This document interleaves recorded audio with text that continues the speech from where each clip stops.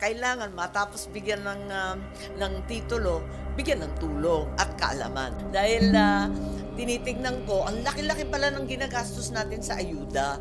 Ayokong-ayoko, sa totoo lang, ayokong-ayoko yung nakikitang pumipila yung mga tao, tapos nanlilimos halos, barya-barya ang binibigay.